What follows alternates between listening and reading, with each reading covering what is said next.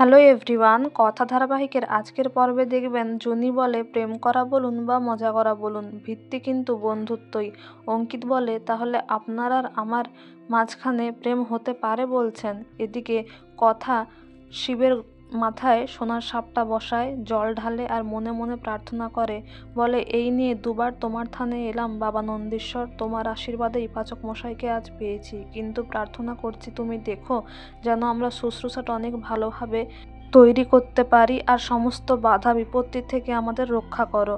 এদিকে প্রমিত সেখানে সাধু বেশে আসে আর বেলপাতার শরবতের মধ্যে সেখানে ঘুমের ওষুধ লাগিয়ে দেয়, আর এভি কথাকেও দেয়, এমনকি বাড়ির প্রত্যেককে জোর করে সেই শরবতটা খাইয়ে দেয়।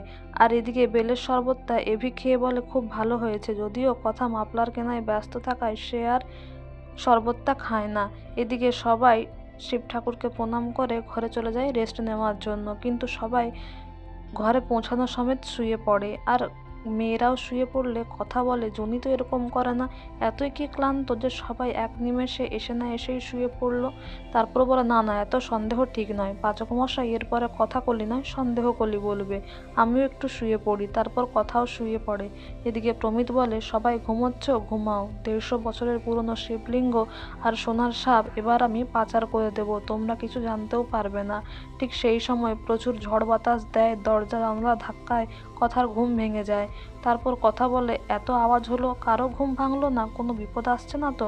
তারপর সে বাইরে গিয়ে ঠাকুরকে ডাকতে থাকে। ঠিক সেই সময় সে শুনতে পায় প্রমিত শর্মা সেখানে আসে আর ফোনে এই সোনার সাপ শিবলিঙ্গ পাচার করার নিয়ে কথা বলতে থাকে, যেটা শুনে কথা প্রথমে শকড হয়ে যায়। তারপর সে মনে করে বালুকাপুরে সে যে সন্দেহ করেছিল, জুতোর ছাপ থেকে শুরু করে তাদের বাড়িতে প্রমিতের আসা, সব বিষয়ে এত ভালো মানুষই দেখানো সবটাই নাটক। সে বুঝতে পারে। সে এসে এভিকে ডাকে, বলে প্রমিত শর্মা আপনার বন্ধু আমাদের বাড়িতে এসে আমাদের বিপদ করতে চাইছে, আমাদের বিশ্বাস অর্জন করে আমাদের বিপদ করতে চাইছে, উঠুন পাচক মশাই।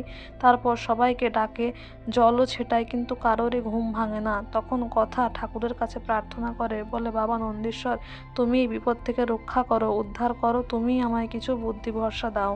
তারপরে প্রচুর মেঘ ডাকে আর ঝোড়ো বাতাস দেয়। তখন প্রমিত বলে হঠাৎ করে এরকম আবার ঝড় শুরু হলো কেন?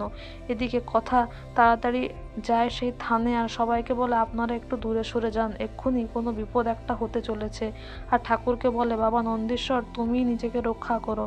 আর খড় নিয়ে এসে ঠাকুরের চারিপাশে দিয়ে দেয় আর কেরোসিন ঢেলে দেয় আর তাতে আগুন লাগিয়ে দেয়। আর সেখান থেকে আড়াল থেকে কথা দেখতে থাকে। যদিও প্রমিত আসে কিন্তু সাপটা নিতে পারে না, শিবলিঙ্গও নিতে পারে না, আর কথাকে দেখে নেয় প্রমিত শর্মা। তো বন্ধুরা, এই ছিল আজকের কথা ধারাবাহিকের আপডেট। এই ধরনের আরও আপডেট জানতে আমাদের সঙ্গে যুক্ত থাকুন।